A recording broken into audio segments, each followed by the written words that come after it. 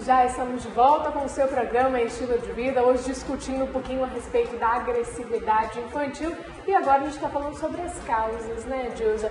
Aqui voltando à nossa tela interativa, a gente tem dois tópicos que são a mesma coisa, separação dos pais e a ausência dos pais acabam acontecendo mesmo por consequência.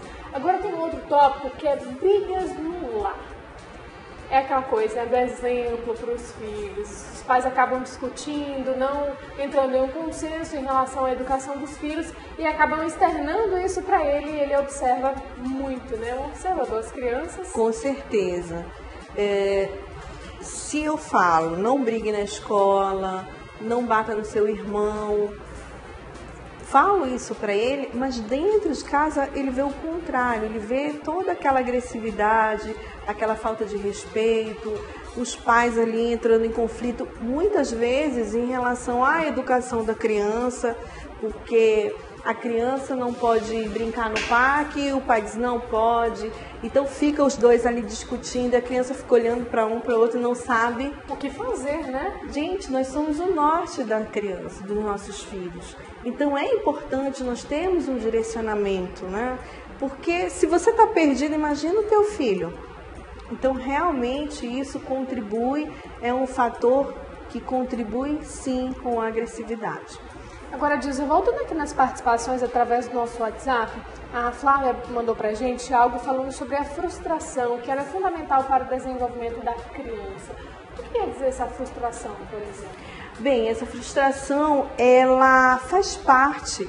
Nem sempre nós não somos acostumados a ter tudo, né?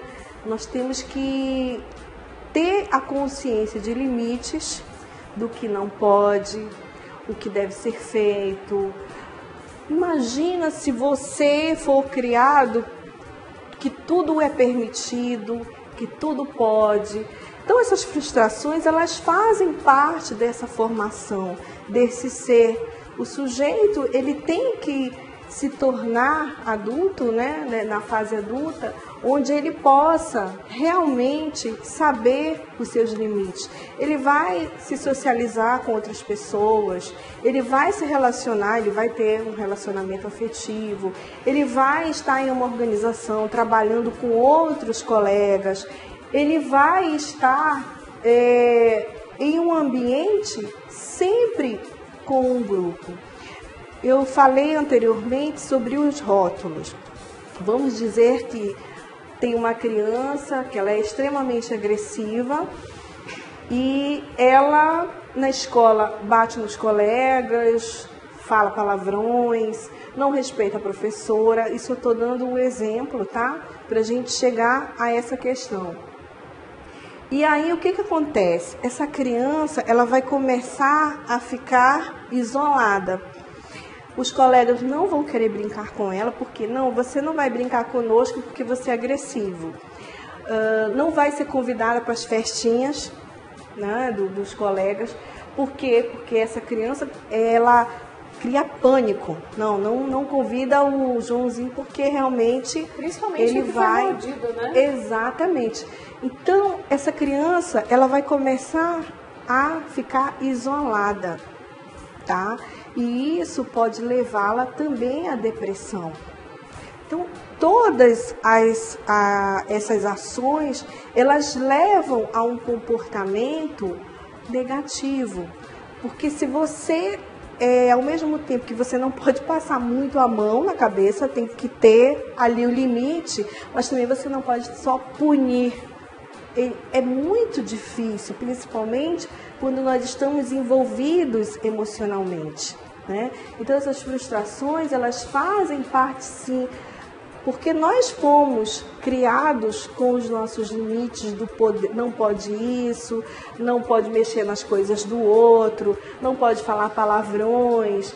Então, se ela for criada que não pode tudo, quando ela chegar na fase adulta, ela vai receber uma negativa, ela vai ter uma reação assim que vai descompensá-la totalmente. Ela entra em depressão, ela fica angustiada e causam outros problemas. Agora, de usar uma criança, por exemplo, no ambiente escolar, a gente tem inúmeras crianças de faixas etárias diferentes. Uma criança, por exemplo, se eu sou agressiva, eu posso tornar o colega agressivo também? Acho como forma de um escudo, de se proteger. Olha, nós vemos muita questão do bullying, né?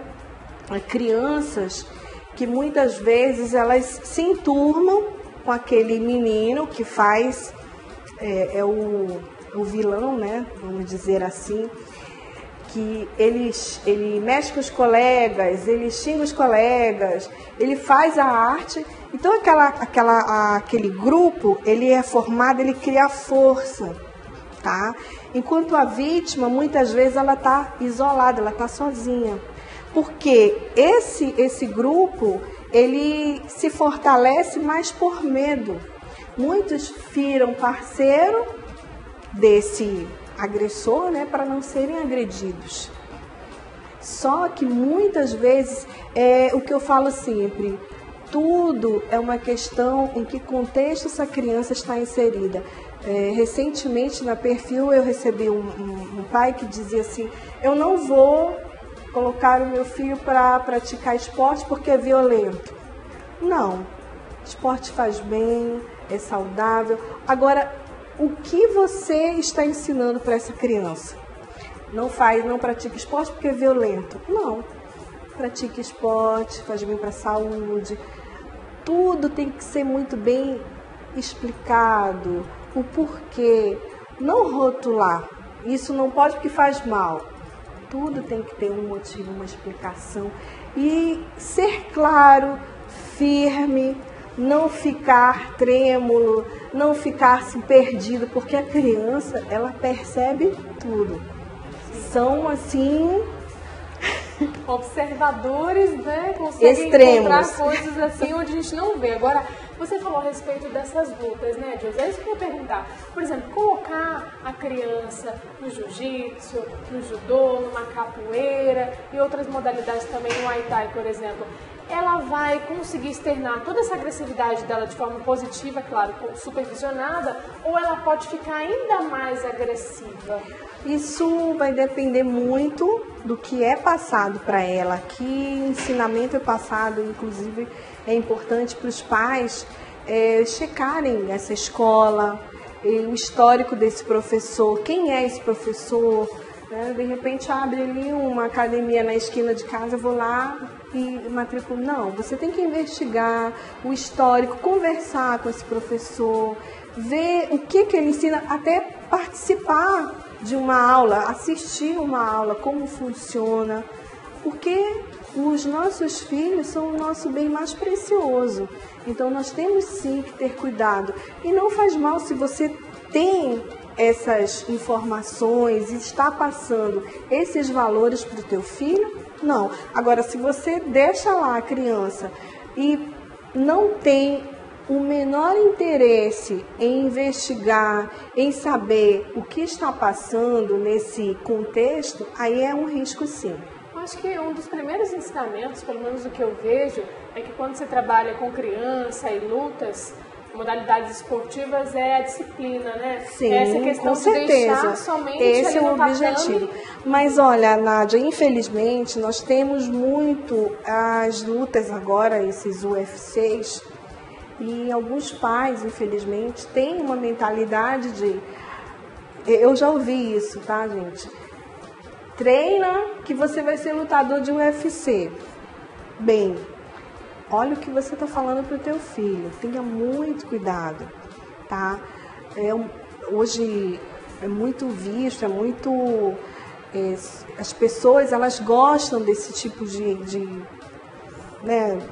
Eu não diria nem assim... Eu acho tão violento, assim, a minha opinião, tá? Mas eu acho que não é adequado você ter uma referência para o teu filho, para a criança. Né? Olha, vamos assistir a luta de UFC que eu quero que você seja lutador de UFC.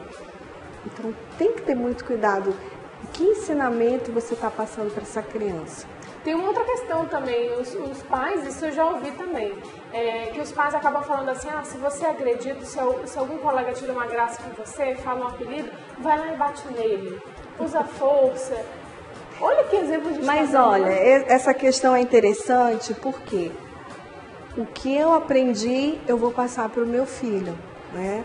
Então, se ele aprendeu a se defender dessa forma, é claro que ele vai passar isso para o filho dele, né? Será que esse pai, vamos lá no histórico atrás, né? Será que ele teve esses limites? Será que foi passado para ele que isso é errado, que não pode, que nós podemos resolver isso de uma outra forma, conversando, sem agredir ninguém? Vai saber, né? Na realidade, ele vai passar o que ele aprendeu. Como é que eu vou passar amor se eu não sei o que é amor? Como eu vou passar uma educação dentro de um modelo, né? Se meu modelo está totalmente deturpado. A gente recebeu uma mensagem via nossa fanpage e diz assim, deixa eu só ler o nome aqui da pessoa, foi a Luciana Lima Marreiros. Ela disse assim, bom dia, meu filho veio de um relacionamento fora do casamento. Não deu para entender aqui o que ela perguntou, mas acaba externando isso para a criança também, essa frustração, até mesmo o pai que não é pai, que convive com essa criança, acaba agredindo de certa forma, né, de usar palavras para tentar, digamos assim, algo que foi erro da mãe, a criança acaba pagando, né? Eu não entendi exatamente a pergunta. Como assim? Ela vem de uma relação, a criança veio de uma relação fora do casamento. Sim, aí essa mãe hoje convive... ela pergunta assim, como explicar isso pra ele? Agora eu entendi. Ela veio de uma outra relação, né? E está com um parceiro, ela tem outros filhos, aí também não... Porque se há outros filhos nessa segunda relação, há uma disputa, tá? Essa disputa também pode gerar, que a gente fala aqui, o ciúme, né? Na realidade, ele tinha aquele campo só para ele ou para ela, né? Aquela atenção para ele, exclusiva, e de repente entrou uma terceira pessoa. Opa, tá disputando a minha mãe comigo. E se tem filhos ainda, essa disputa ela aumenta. Então, com certeza, sim. Tudo é uma questão de como essa criança, ela está aceitando, como que está sendo passado isso para ela. Tá, vamos lá. Eu acabei de fazer uma pergunta para ela, ela respondeu assim. Ele tem 3 anos, é um menino. Ela disse que o marido dela traiu e que eles criam juntos o menino. Então, é isso. Exato. Então, essa criança, ela com certeza está querendo a atenção da mãe. Ela está se sentindo ameaçada. Mas a criança de 3 anos já consegue entender? Sim, ela consegue entender, porque até o momento, tudo ali era para ela. Chorava, tá ali a mãe, porque a mãe, quando há essa separação, ela fica extremamente emotiva, sensível, carente. E claro, muitas vezes a criança começa a dormir com a mãe, não dorme mais sozinha. Cria esse vínculo muito forte, cria-se essa dependência. E de repente isso é rompido de uma forma assim muito repentina, causa um impacto. Entendi, a gente está tendo contato aqui com ela, a gente vai entender um pouquinho mais dessa história ao longo do programa. Agora, Dilza, a gente vai voltar aqui para a nossa tela interativa, a gente já falou sobre conflitos na escola, que pode ocasionar essa agressividade infantil. E tem uma outra questão, dentro de casa, pode haver essa competitividade, como você falou, entre irmãos? Isso acontece muito, né? Acaba mordendo, puxando o cabelo. Sim, com certeza. E aí, principalmente sabe o que quando essa criança ela é filha única, né? E de repente nasce esse irmãozinho, opa, atenção agora é para essa criança. Muitas vezes, até quando a mãe está grávida, a atenção é para aquela barriga, né? Olha, meu filho, todo mundo chega, pega na barriga, dá beijinho. E aquela criança fica olhando, poxa, e eu? Então é importante a mãe ter esse papel de, olha, filho, pega aqui no teu irmãozinho, fazer com que a criança participe desse processo já na gravidez, que isso não vai ser tão... Pelo contrário, ela vai começar a criar vínculos com essa criança.